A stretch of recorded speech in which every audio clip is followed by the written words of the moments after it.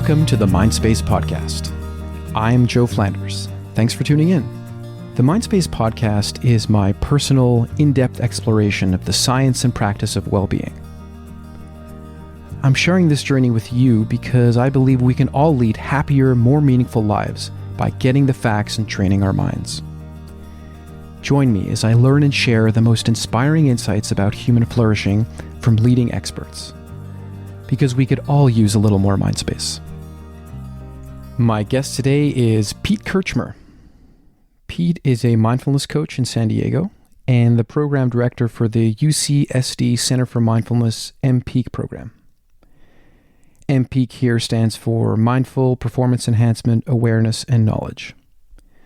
So in this context, Pete works with athletes, executives, leaders, musicians, dancers, law enforcement, military personnel, first responders, and anyone who sets big goals and pushes themselves towards excellence.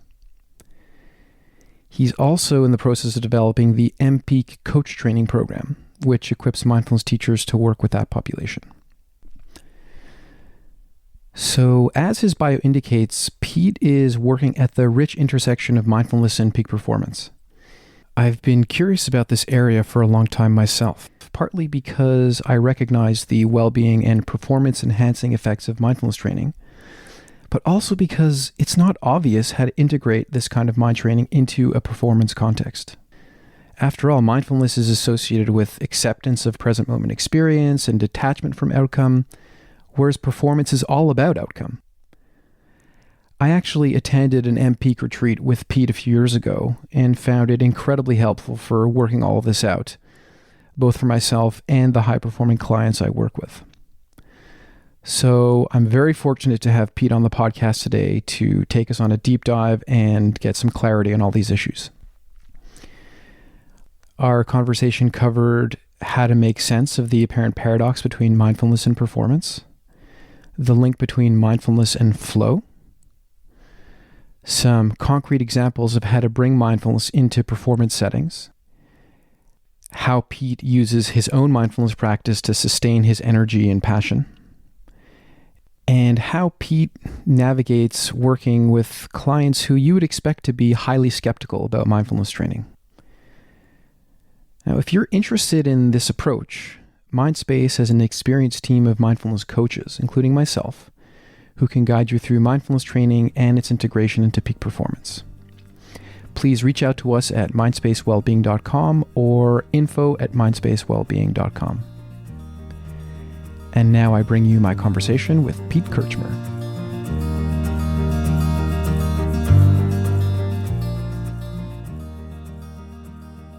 Hey, Pete Kirchmer, welcome to the podcast. Thanks for having me. It's a real pleasure and actually an honor to have you. I haven't seen you much in recent years, but we had lunch together the other day, and I had a great opportunity to train with you a few years ago in San Diego. So I'm really excited to catch up with you again and just kick off this conversation. Yeah. Pete, can you start us off by talking about what exactly you do and how you got into this line of work? Sure. So I call myself a mindfulness coach. And so that looks like a couple different things. One is delivering courses like mindfulness-based stress reduction and mPEAK, Mindful Performance course for UCSD. I also do professional training for being an mPEAK coach, and I have a private practice. So I work with individuals one-on-one. These are typically people looking for stress reduction, healthy lifestyle change, performance enhancement, across many different domains of work, life, sport. So that's my day job. Cool. I'd like to kind of address probably the question that many people have, and certainly I had when I got into training with you, which is this weird kind of paradox that on the surface arises when we talk about mindfulness and performance. How do those two things mix? Isn't mindfulness about letting go?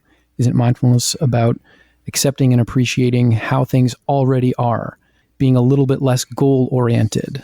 How do you make sense of, how that mixes with performance, which is really about outcome, which is really about attachment? Yeah. And so in some senses, it very much is a paradox. I love that you used that word. And in other ways, the mindful approach to performance is a redefinition. So from the, maybe old school view of performance as being just outcome based, we're really looking at performance as a way of being, really being present to the opportunities that present themselves from moment to moment. And this is actually consistent with performance enhancement. The more that we get caught up, in the mental parts of performance and evaluation and such, really the harder it is to perform well. And so mindfulness lends itself quite well to performance in a lot of the skills that it delivers. So mindful performance is about performance as a way of being, but again, the people you're coaching are going to be really concerned about outcome, and they care how things work out. So, they could show up and be in a particular way, but ultimately it's about achieving a certain result, no? So here is that outcome. And I don't want to take that away from people. Absolutely. I work with Olympic athletes. They want the gold. I work with entrepreneurs or executives. They need to make a certain quota, at the end of a quarter.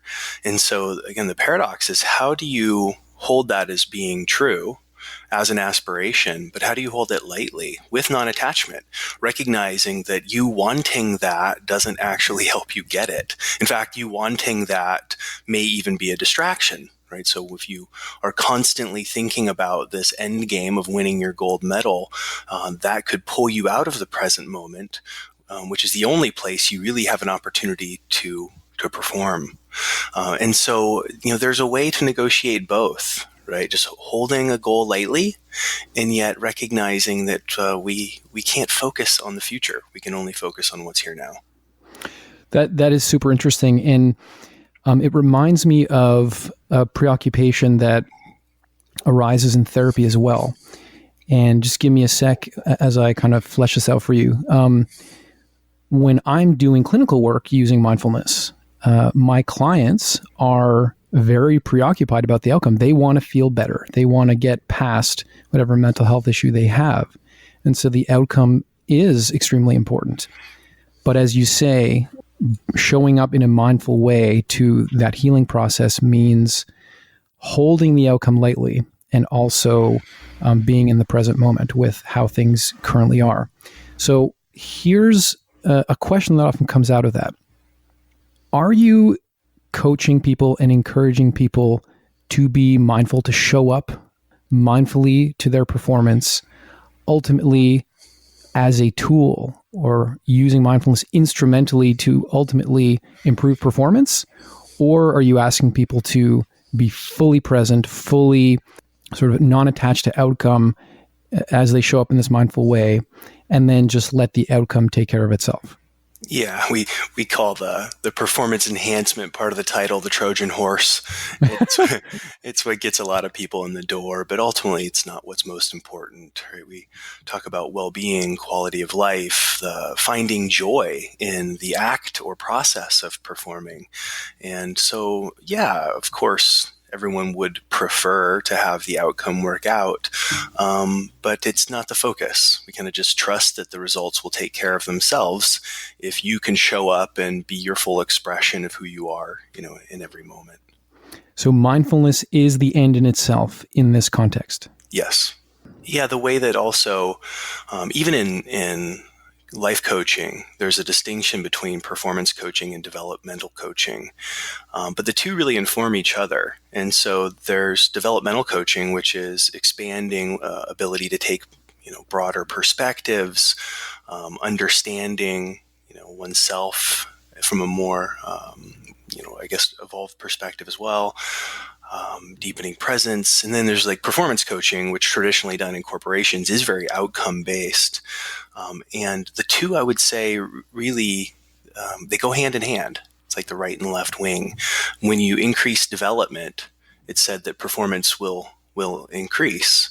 And yet also having, a performance-based aspiration can give motivation to whatever you're doing.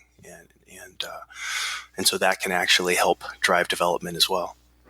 Yeah, that strikes me as super important in the sense that part of what creates this apparent paradox is thinking of mindfulness and performance as opposites or as two ends of a continuum, whereas they're actually important complementary factors, right? Yes, absolutely.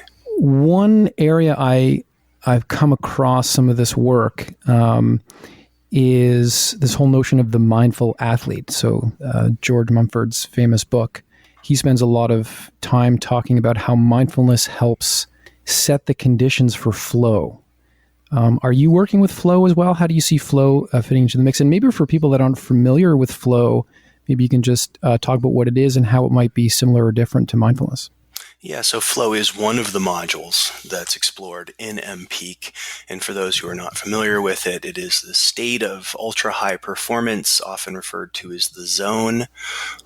It usually is characterized by a sense of time distortion, either slowing down or speeding up, a loss of self, which basically means an absence of thoughts, and usually is quite pleasant. It's an absorption state. So usually the outcome, although it's not an outcome focus, the outcome is one's best performance.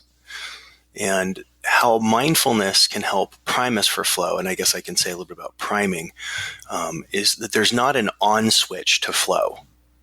I like the quote that enlightenment is an accident and meditation makes you accident prone. And I think it's very similar for flow, right? Flow just kind of happens with enough grace and the right conditions.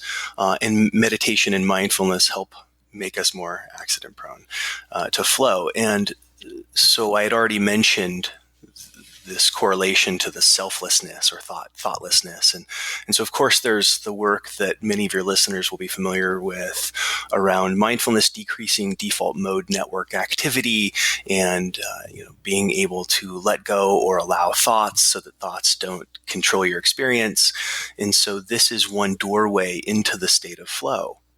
There's also the part that is this kind of immersion with the activity, which requires a deep focus. And what we also know is that mindfulness trains the ability to have deep focus. One of the flow conditions is also what I will refer to as balanced effort, where Mihai Csikszentmihalyi, the researcher who's done most of the work on flow, he says it's this place that occurs when your skill is directly proportionate to your challenge, or maybe your challenge is just a little bit greater than your skill and ability. And these conditions pull you into flow. And so being able for someone, or having the ability to tune in and to really pause and assess one's energy and resources in any moment, and then give the appropriate amount, or maybe just a little bit more, having that wisdom of like, can I actually go for 2 more hours? Can I push a little bit harder, or is that going to be too much? And so really that balanced effort is another flow condition.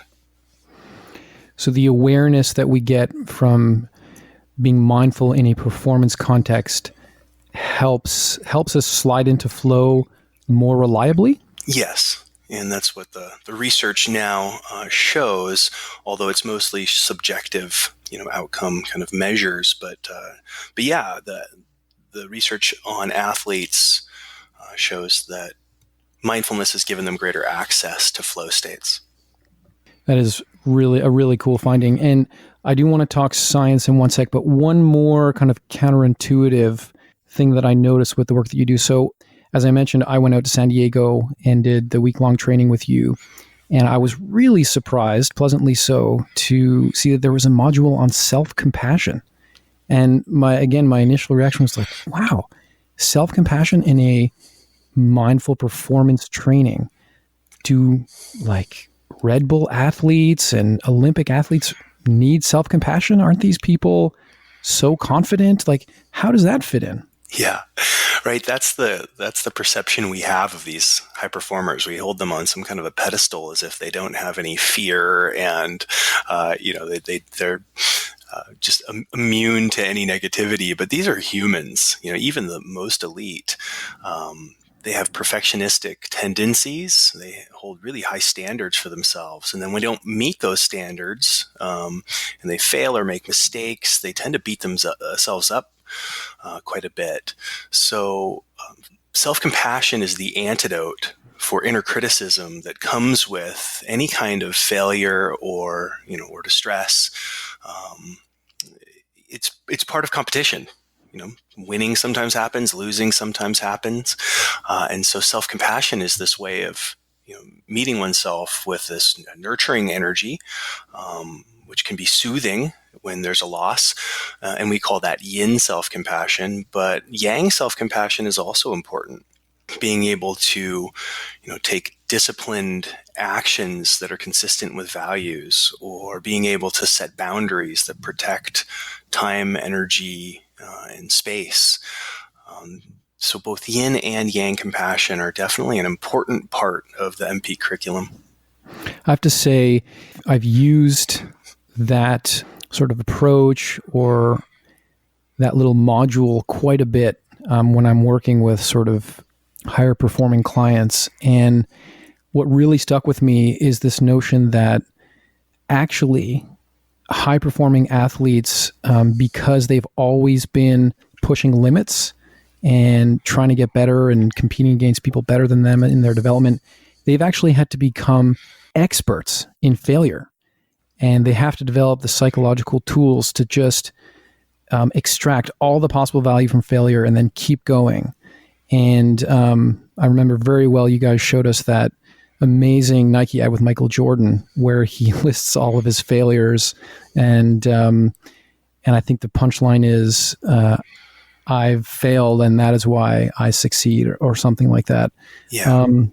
Have I sort of captured the essence of that wisdom right there? Yeah, and I love that you also added extracting value from failure. So like with this growth mindset, one can really evaluate what the lessons were and use failure as one of the greatest growing opportunities, right? When you have a success, you can use mindfulness to savor it and really enjoy it. And maybe you can reflect on what you did well, that caused the success. But I would say that failure has such an intensity to it that the lessons are often far more transformative.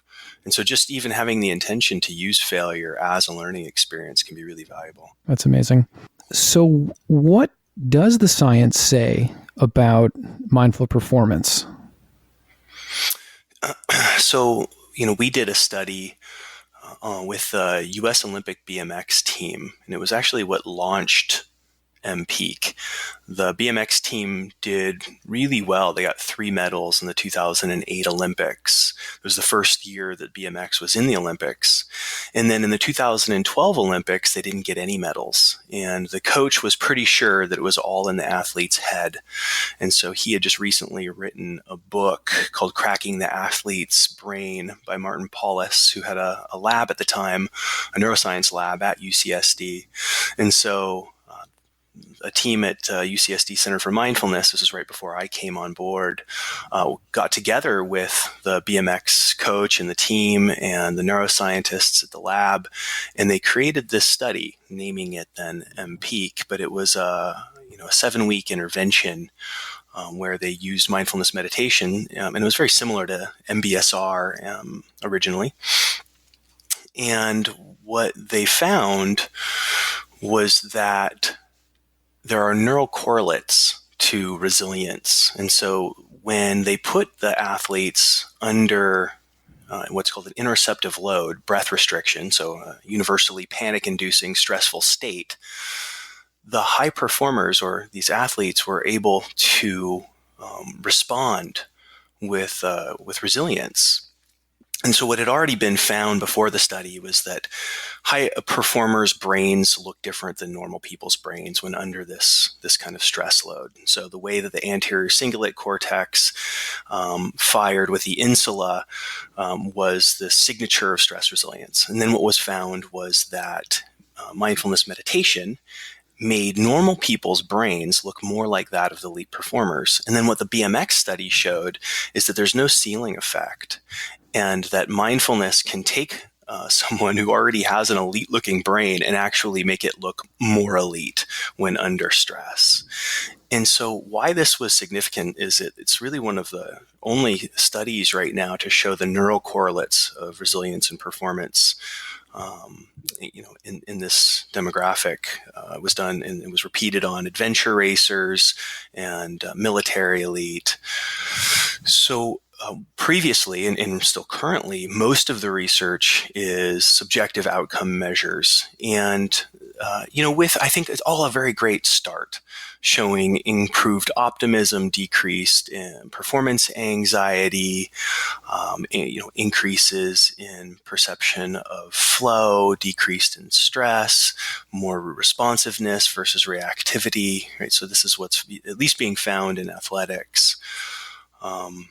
So there's a lot of room for improvement, but there's also a lot of room for hope. So is it fair to say that imaging work suggests that when under stress, these athletes with a mindfulness practice are less likely to be distracted or derailed by these stressful conditions, which would imply that their performance won't be affected by stressful conditions? Yes, that's it.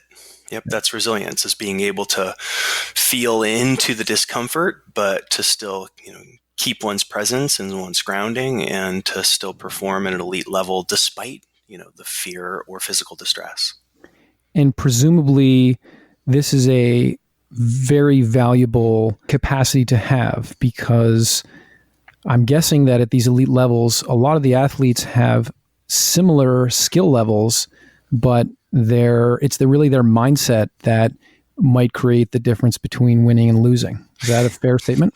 It is. And actually, it's a statement that most coaches, sports psychologists, and athletes will make. And they'll even go as far as to say that, at an elite level, it's 80% mental, 20% physical. And yet, this commitment to mental training is actually still quite new and unique. Wow. Very interesting. So I want to actually get into some examples of, the kinds of work that you do, but I want to try something out before we do that. I found it super interesting. Right before I hit record here on my audio setup, we were just talking about, how this was going to go, and this sense of like, there is a performative quality to this podcast. And you just sort of acknowledged that and made a statement about that reflected your mindset going into this particular performance that you and I are about to get into. Can you just repeat for listeners what you said and what you were doing when you made that statement? Yeah, sure. Yeah, I think the acknowledgement was like that the podcast actually has all of the flow conditions: risk, novelty, and complexity. And so I was feeling just, a sense of intensity before coming on, knowing that this complexity and a lot of unknowns were ahead of me. And so kind of the way that I set my mind and what I said to you is that I practice just letting go with the intention that whatever occurs in our conversation be of benefit to other people, in whatever way that looks, and that for me to let go and just kind of trust the process, and whatever spontaneously emerges. So what I find especially interesting about that is the second part is what you would expect of a mindful attitude or a mindful perspective on an experience. But the first part was a pleasant surprise in the sense that you named the sort of deeper purpose that you were engaged with here, which we don't typically associate with mindfulness practice. Am I picking up on the right elements here? And why state purpose? Yeah, I think an aspiration, an intention, or a sense of purpose is important to bring to mindfulness practice. It's actually one of the first things we clarify in the first morning of the mPEAK course, like what brought you here on the deepest level, to what end? If it's not just to win, what else do you get out of this? So it really is an inquiry we have people try on. And I think it's even maybe more relevant to the high-performing population. A lot of the people that showed up to my MBSR classes were pre-sold. They're suffering, right? They're have anxiety or depression or chronic pain or some kind of a symptom that has not been easily alleviated by Western medicine. So maybe desperation is too big of a word for, to generalize, but there is a degree of, urgency. And so that urgency to get out of suffering is the energy or motivation to practice. And it requires a lot of energy and motivation if you're going to set the intention to sit and do nothing, which can be very radical for our culture. And if you're going to do that every day for 8 weeks, with a high-performing population, they are suffering to some degree, right? They're coming in feeling like they need to always be on. They have really, again, high expectations of themselves. They have a hard time with work-life balance. They usually are driven sometimes to burnout or injury. Right? So there is that, but they don't identify with their stress and suffering. It's not the forefront of their experience.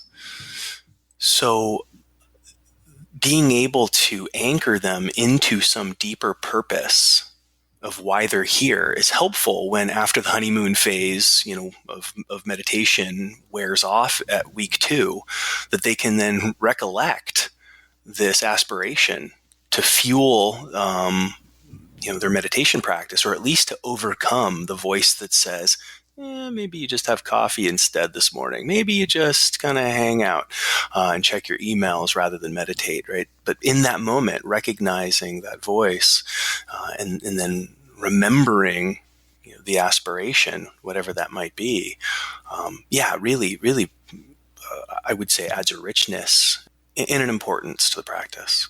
So I want to keep going with this because I just find it personally interesting. Setting the intention to be mindful, to be present, to let go, and just trust the process that we're about to engage in with the podcast. That plays the function of regulating, to some extent, the little bit of stress or discomfort that we feel stepping into the unknown as we start recording. And so it's a kind of an affect regulation tool, and that's how I use it in my own life, and I teach my clients to use it. But I feel like stating the deeper purpose of why we're doing this adds something more. I think it also helps kind of regulate affect, but it also creates a sense of alignment, which I find really interesting, this experience of alignment that I'm doing something that is important to me. It is connecting to my values, and it connects to sort of this bigger picture element of experience. And there's something very important about that, in my opinion, that is not always captured by traditional mindfulness programs. Do you agree? How does that land with you? Yeah, I would say that although it's maybe not at the forefront of traditional mindfulness programs, it's definitely in the DNA, right? I immediately, the Bodhisattva vow comes to mind. May the benefits and merits of this practice be of benefit to all being, or may this contribute to the end of suffering and the realization of true happiness. And so, this is something that's repeated in the Tibetan tradition daily. So it's there, this sense of aspiration beyond one's egoic self, to have this sense of purpose. But it doesn't seem to be forefront, say, in MBSR. In MBSR, at least at UCSD, we start out with what's called the well visualization, visualizing this rock sinking deeper and deeper into the well, and the well ends up being the well of your own being. And as the rock sinks deeper, it reveals different layers of intention for being in the program. And at the deepest layer, when people share, it usually is this kind of, I want to be my best self for the people in my life I love. And so it does come out, but then the next thing that we say in the training is, okay, thank you for sharing that. Now let's put that on the shelf. And let's not continue to look at this. And I think that, again, that's the teaching around holding it lightly and not always looking for this as an outcome. But if we can look at it rather than being an outcome that we're seeking, but just being this kind of intentional or aspirational or purposeful motivator, I think that brings a lot of value and richness to anyone who's teaching or taking a mindfulness course. Yeah. I agree that it is kind of embedded and implicit in a lot of mindfulness programs, as you say, because of, let's say, more ancient roots of this practice. And I'm just sort of toying around with the idea of what do you add or lose by making that alignment issue or the sense of purpose more explicit? It might add tools for affect regulation. It might add motivation. It might add consistency to the practice, things like that. But it may be the case that it's reinforcing an identification with outcome that is the very thing that's causing suffering in the MBSR participants in the first place. And that might be the fear that when interpreted in that way, it could lead to that. In my own experience, kind of stating what I stated to you in the very beginning, gave me access to two of Jon Kabat-Zinn's foundational attitudes of letting go and trust. Right? So to really let go of my expectations of how this could go or what my preference is, and really just trust the conversation that's going to happen between us. Right. But that is the traditional mindfulness move. But you added another layer, which is what I found really interesting. Yes. Yeah. And I think, again, that just gives access to that. What do you mean it gives access to what? The trust, the letting go. I see. By stating the purpose. Oh, so it facilitates a mindful mindset. It does for me. Okay, interesting. Can you explain that a bit more?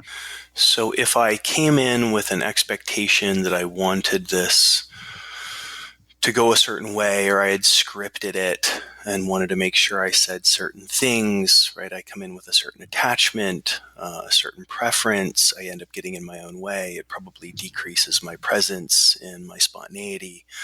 But in the moment of stating, may this be of benefit to others, it reminds me that this is not all about me.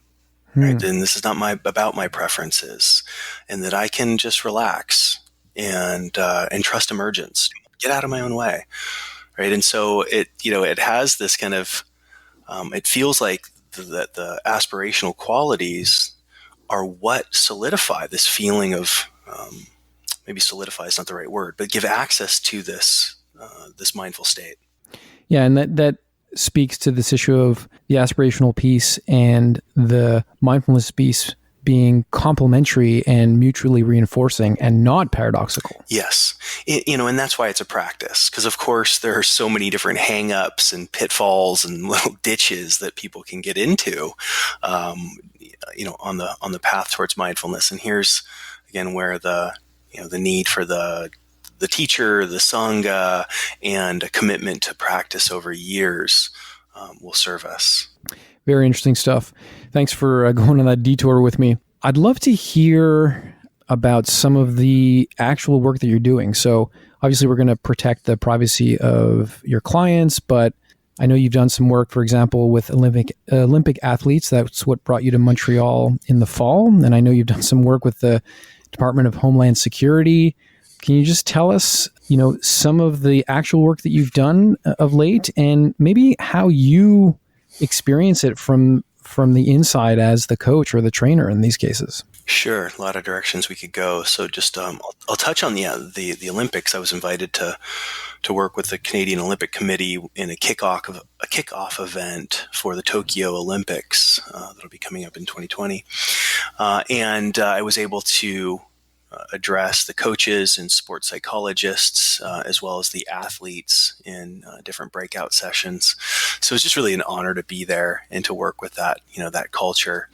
And I have so much respect for the Canadian Olympic Committee, who actually their entire event was based on finding purpose. They call it ikigai, which is Japanese for finding this intersection of purpose and performance and intention. And so what a beautiful event to get to do that. And I've worked with some coaches and athletes from the Swedish Olympic team, and we'll be going to New Zealand to work with their sports psychologists for the Olympics in May. But the work that I'm actually most regularly engaged with is the Department of Homeland Security. So we have a 2-year contract through the UCSD Center for Mindfulness, with what I'll now refer to as DHS. Everything with them is an acronym, but work with Border Patrol, Immigrations and Customs, Secret Service, Coast Guard, and it's a pretty new contract. So I'm really just getting my feet wet with this culture. And it started with going down to the borders and through the different agencies, Coast Guard obviously going to the coast where they were headquartered, and doing these briefings, just introducing mindfulness and performance and mPEAK to leadership, just letting them know that there were funds available and seeing if we could drum up some interest. And I kind of went in braced for resistance and ready for skepticism, and had situations where I would go into a room of 40 Border Patrol agents, for instance, all in their green uniforms and carrying holsters with guns, and so it was a very unique experience. Well, if it's anything like my experience when I drive to the border, I get scared of like the 21-year-old pimply guy who just wants to see my passport. I can't imagine what it's like to walk into that room. I think it's like an embedded reaction. You see sirens, and even if I'm not speeding, I slow down, right? we just react to the authority, or at least I've noticed I do. So it was a good opportunity to just get over all of that, and to really anchor into the common humanity, that these people are working a difficult job, and they too have a lot of stress and demands for them to be on and performing at their best. And so, again, an opportunity to really just let go of myself and to show up from a place of service, and was repeatedly surprised at how open and receptive the group has been. And all of the times that I've presented it, again, each time ready for anything, knowing, this could go south, and it just never does. If anything, the questions are around how much funding do we actually have, and can we get everyone through this? So it's been really a pleasant surprise so far to work with these people. It is, as we said at the outset, a little counterintuitive to think that an Olympic athlete would need training in self-compassion and dealing with failure and learning how to be present in the moment and these sorts of things. It is even a bigger stretch to imagine a room full of guys with guns needing or being open to that kind of input. How are they? Is it different or similar? How are they interfacing with the material? So once they get into the program, and I will also say that we've made it be all voluntary, so no one is voluntold. They don't have to come to the mPEAK program, and so they do sign up themselves, and they come plainclothes. So when I would deliver my 90-minute briefing to them, they were just in the middle of a work day. But when they come to the mPEAK, it's delivered in a 3-day intensive format to begin with, and then there's some virtual follow-up. But they come plainclothes, and I would say that it would be hard to tell the difference between them and an athlete or a physician or a teacher or an executive or anyone else that shows up at an mPEAK class. Beyond all of the roles, of the different people I serve, these role of high performers, is a human being with hopes and desires and fears and expectations, and they all also have this desire to be happy, to live a good life, to be a good person for their family. And that's what feels like it's most obvious in the classroom. Again, this common humanity. I don't see their Border Patrolness show up all that much once we really get into it. I have to say that in my own experience teaching mindfulness in a variety of contexts, there's something unbelievably empowering and exciting about seeing that, like, oh my God, it applies here too. When a client comes to see me because they're suffering or struggling with something, yeah, it makes sense that what I'm teaching is going to fit. But then if I'm working with, I recently did some training with a group of long distance runners. Hmm. And I just left there thinking like, wow, that's so incredible. It's the same tools, it's the same needs, totally different context. And I just remember being like so profoundly inspired about, I guess, the common humanity piece or whatever it may be. Is this how you feel? Yeah, I kind of, I've, especially in the early days, would show up thinking, well, this worked for me, but maybe I'm weird. Yeah. I don't know. I don't know if everyone else is going to like it. I hope they do, because I think it's cool. But Mm-hmm. so it's like, I think it was good for my humility. But yeah, like especially in the beginning, just showing up thinking, I don't know. I don't know if they're going to like this. And so maybe there'll be one day where I'm not surprised anymore that, it works for everyone. But yeah, still today, I show up and I'm like a mix of both grateful and relieved, Mm-hmm. after the first hour is over and I realize it's all going to be okay. It strikes me here that this is a lot.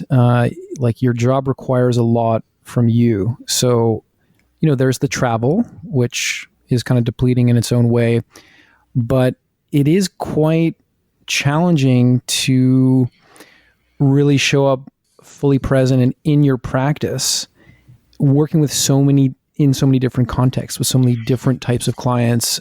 How do you manage your energies and how do you manage your capacity to really be present with people, given that there's some adapting to do to these different cultural contexts? Yeah, at this point, although I, still try to engage with high performance activities, some of which are sports, some of which are not. So I definitely have my own practices that support that. But really, I'd say my greatest high performance activity right now is just that. It's showing up and teaching these 3-day intensives because it does require the most of me. I think I come with a little bit higher capacity for this. I think I'm just wired this way. I can teach solo. A lot of other teachers, really feel like they need a co-teacher, and where I do see the value in that in a lot of ways. I actually prefer to teach solo. It keeps me in a certain flow. It keeps me in my rhythm. And, I practice a lot of what I preach, especially this balanced effort approach. I set a nice sustainable pace with the group. I know where my break point, my breaking times are. And when I say breaking times, I don't mean like breaking down. I mean like at this point, I'm going to send them into a dyad for 7 minutes. And then during that dyad, I'm going to find my breath, check back in, really re-anchor into my body. And then after the dyad's over, I'm kind of back at it again. And so, I set up the teaching rhythm to have these little rest and reflect moments throughout the day. And I think that's sustaining. I would say just also like the intensity of the work and like my true desire to be fully present to the group. It just keeps me sharp. Mm-hmm. Throughout the day. And I have a certain way that I prepare. I don't want to do anything strenuous the day before I teach.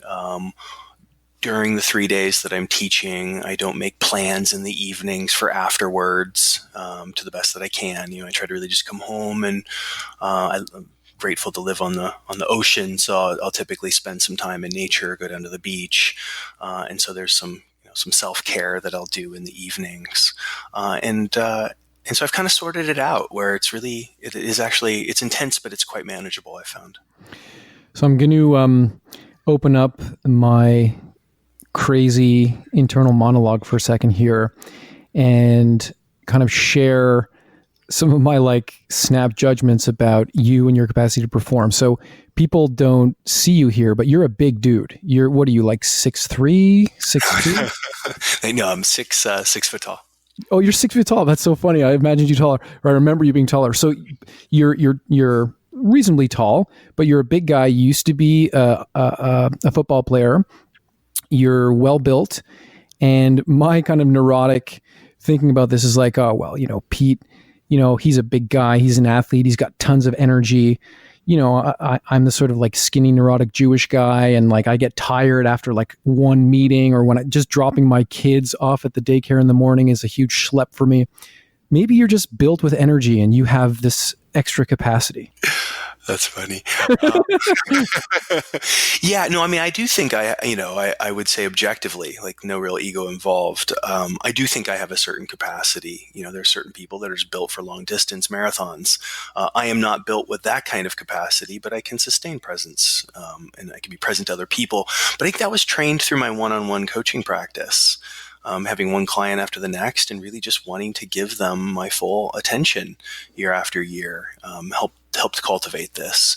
And by the way, I see you very much the same way. I'm like, oh, Joe has multiple mindfulness clinics where he's managing, offices, and he's a client load. He's teaching courses. He's got a podcast. He's sending out newsletters. He has a family. I don't have kids that I'm trying to manage on top of all this. So it's funny how we project excellence onto one another. It's funny, yeah, and the perception, the difference between the perception of others versus the perception of ourselves. Yeah.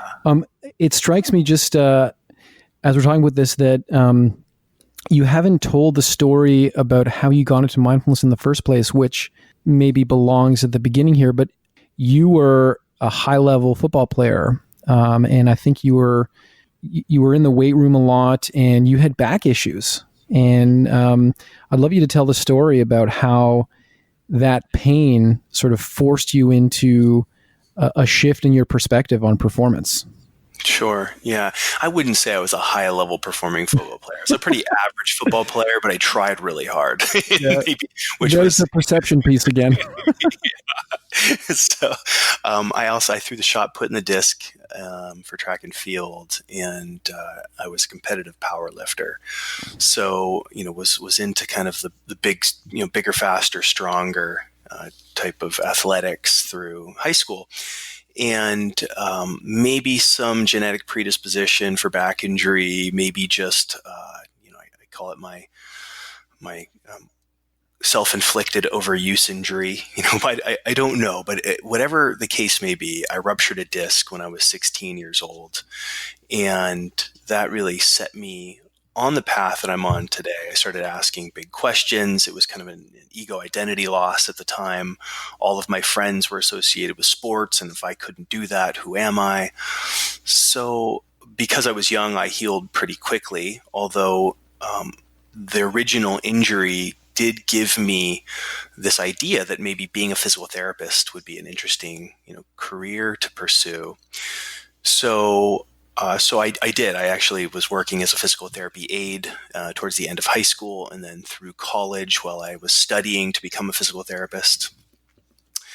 And at some point, I guess at age 21, right before I was graduating, I had a second surgery injury and then surgery, but this time actually had permanent nerve damage in my left leg as a result of the sciatic nerve being cut. Whether that was done during the surgery or the disc that just, hardened on the nerve, I don't know, but I had paralysis of my gastrocnemius and a lot of weakness in my left leg. And so this really had me take a step back. I had to evaluate not only what I was doing, but who I was being. I had some recognition that my mind was just set up to injure myself. I was going to strive and drive and actually just wouldn't leave the gym until I hurt. That was my signal to go home. Something's about to pop. I better call it a day. And so started taking, personal development workshops. I started working with a life coach, and started this kind of inner healing transformation. And at the time, I was also working with patients at the physical therapy center, and so then would try on some of the self-development tools or practices that I was learning on some of the patients, and the ones who were open to it. It felt like it had an impact on how they dealt with the healing, right? If they had a victim mentality of they were hit by a car and they were angry, versus if they saw it as, a learning opportunity or an opportunity for self-reflection, it seemed like they suffered less when they would really see it as this opportunity. And so that was fascinating to me.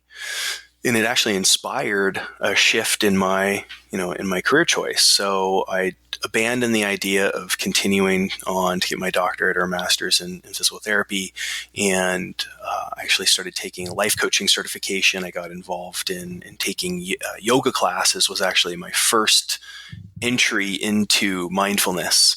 And at the time, this was, I guess, 1999. I was the only male in class and about 40 years younger than everyone else. So it was definitely before yoga was cool. For me, it was very not cool. But there was something there, right? I clearly was making connections, and there was some value that I perceived enough for me to take that on as a personal path and as a professional path. So then pursued the certification in life coaching.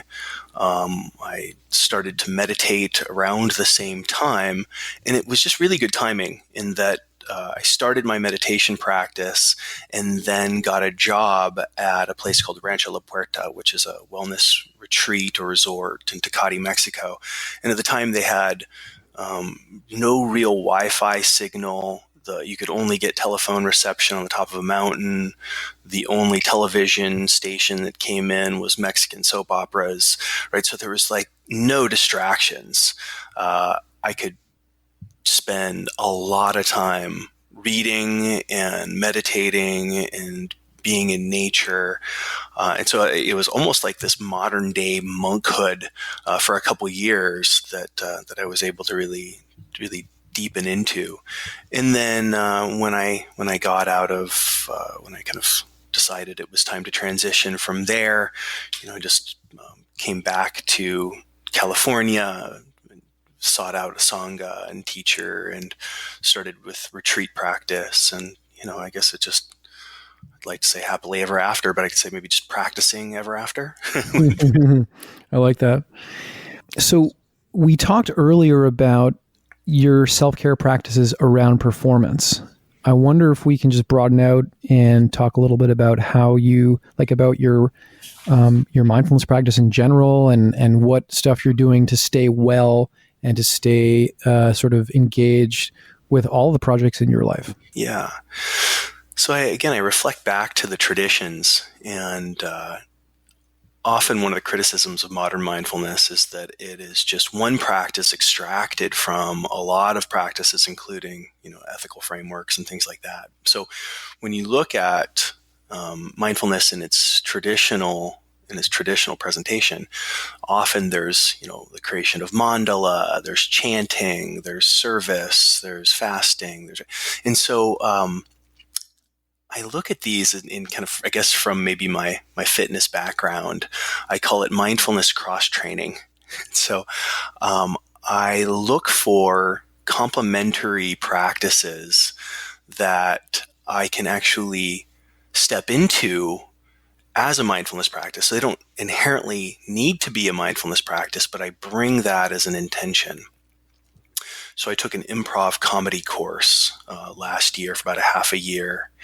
And, when coming in with an attitude of mindfulness, it's this way to cultivate spontaneity. Often mindfulness is seen in its more deliberate fashion, where you're entering a difficult conversation and really just need to pause and reflect, and you might observe 3 different thoughts come up, and then with discernment you choose the appropriate response. But it's very deliberate, it's intentional. But there's another face of mindfulness that's more conducive to the skill set of flow, which is, again, trusting emergence, getting out of your own way, and just allowing whatever wants to come through you unfiltered. And when the environment's right, this is a beautiful practice. And so improv comedy was this way of setting up these conditions where there are different exercises where you're just trying to think quickly and react quickly. to train the mind to, just for maybe even word association. There's more creative exercises that would bring in kind of play or a certain sense of silliness, which, at the time was not my norm. And so that required a certain kind of letting go in order to be seen as silly. Like I'm a professional. I'm a serious guy. Like, nope, not right now. We're cultivating a different edge. And then relational flow, where you do these little skits with other people, just creating in the moment some kind of a scenario. It's like, hey, you're a sushi chef, you're a car mechanic, you have Tourette's, and you've got a limp, and now go, just do a skit, and so that was a really fun mindfulness cross training. But I also do other things like regular deprivation or flotation tank sessions, which I've gotten a lot of benefit from. I do holotropic breath work as a mindfulness cross training. I've done some archery recently. This is, cultivating focus. I work in like cryotherapy or do cold plunges. I've got a friend with a 34-degree ice bath in his backyard. And so that's a way to like bring mindfulness to discomfort. I have a hot sauna in my house that I use. So meditating in the hot sauna, I would say it is also a nice cross-training tool. And then I'm always, working with different teachers. Right now I'm working with Vince Horn doing pragmatic dharma, which is this social noting practice, or meditating out loud with other people, mentally noting, different phenomenon that arises in awareness, and what we're actually noting changes from day to day, and so it keeps it fresh, and it also balances out my practice. And of course I have just regular, sit every morning for half an hour, sit with a sangha. Have a teacher I meet with regularly. So, I guess as I hear myself saying it all, it's like, good thing I don't have a family, right? Yeah. I'm noting jealousy arising. Jealousy arising. Pete, I'm curious to hear more about this holotropic breath work. Can you tell me about that and how it fits in with your other practices? Yeah, so this is a practice that might be more in the lineage of kind of the yogic pranayama, in that it's this fast-paced breathing that's often done accompanied by evocative music that creates an altered, somewhat psychedelic state where emotions that have been repressed come to the surface, and can be processed and experienced, and that often then give way to states of bliss and even rapture and love. I would say that for your listeners who have heard of this kind of psychedelic renaissance, books like by Michael Pollan and a lot of the research out of John Hopkins and UCLA and Imperial College of London that are coming out around psychedelic use, even in combination with meditation for personal growth. Holotropic breath work is a natural form. It's a way to access these psychedelic states without doing something illegal. So what do you experience? So it's a journey, and it can be anywhere between 1 and 3 hours in length. And in the beginning, there's a little bit of work. And so there's just this focus on the breath, and there is finding the rhythm of the breath. And then there's some absorption into the music. And at some point, there's a letting go. The breath kind of takes over. There's no longer, the experience of trying to effort the breath. It just becomes automatic. And then often there's kind of different emotions that will arise. And then there's the observer. There's the awareness of these emotions. Maybe it's, some people experience things like their birth experience, very abstract, deeply repressed or intangible like experiences. Or sometimes it's just a reflection on something I said earlier that day that maybe I shouldn't have. And so I start to, review whatever material comes up. There's this feeling of compassion around whatever comes up. And it's just another way to work with emotions. But I would say that it's more intense than the way we would work with emotions in a traditional, sitting mindfulness practice. That is super interesting, and thanks for taking us through that. Pete, I'm mindful of the time here. We're around the 1 hour mark. And one of the things I definitely want to get from you before we stop is if you could provide like one little nugget, one little principle or piece of advice for listeners about how they might think about or incorporate mindfulness into performance. Take my mPEAK class. Not fair. The one little nugget. It could be anything. I mean, and you can make it 2 or 3 if that's easier for you, but just something that people can think about, or something that people might consider if they want to get started, or, just one piece of advice you'd have for people that are curious about this. To identify where in their area of performance there's opportunity for mindfulness. And so, let's say when I'm working with athletes, an athlete like a basketball player who has halftime and penalty breaks. Maybe I should have used hockey players for your Canadian audience, but similar to basketball, right? There's timeouts, there's penalties. These would be obvious places to insert mindfulness into an athletic event. This would be different than, say, an ultramarathon runner or a triathlete who has more extended endurance periods. They might use mindfulness at different mile markers or at different time markers along their event. And so in mPEAK, we have people identify what are your mindfulness performance opportunities. I identified mine. When I'm teaching a course, I know that during the first dyad, I have an opportunity for about 7 minutes to really pause and to reflect and to really take an extended period of mindfulness. And so for your listeners, for them to just recognize where in their areas of performance, or even more simple, where in their day can they insert intentional mindfulness activities. That might just be a pause and a reflect, but it might be to, make a difficult conversation their mindfulness practice, or it might make the beginning of whatever their performance event might be and the way that they prepare for it, their mindfulness activity. So to really identify, where can they insert mindfulness, and then to experiment with doing so. That really is excellent advice, and a really nice opening into the work that you do. And who knows, you might have some of our listeners joining you in California one of these days.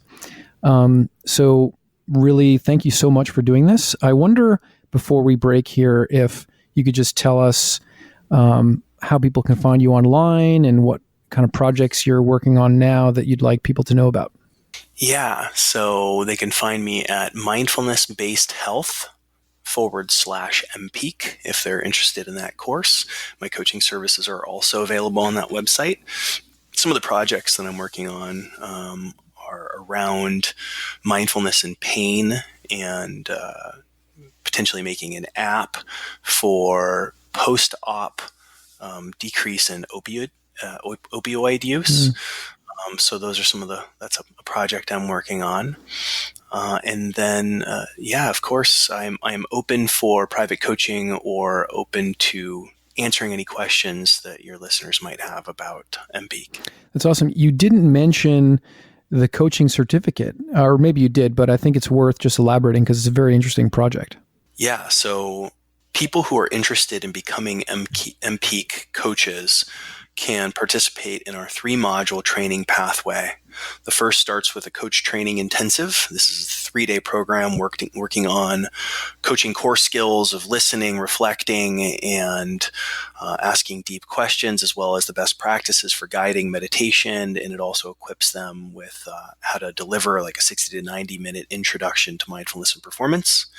Then going into the second module, which is the 10-week practicum, where they really take a deep dive into what it takes to teach the mPEAK curriculum in an 8-week format, followed up by mentorship, where I would support them through teaching their first class. Yeah, that's really interesting. And you might have me as one of your clients one of these days. I'd love to go through that. It sounds really awesome. And so why don't we leave it there? I think I've gobbled up enough of your time for today. So again, thank you so much, Pete. I really hope that my man crush did not sort of overwhelm listeners during this hour. And I really am an admirer of what you're doing and appreciate you taking the time today. The man crush is mutual. It's been an honor. Okay, man. So have a great weekend, and I hope to talk again soon. Great. Cheers. Okay, bye-bye. Thanks for listening to the Mindspace podcast. The purpose of this project is to inspire people to cultivate well-being.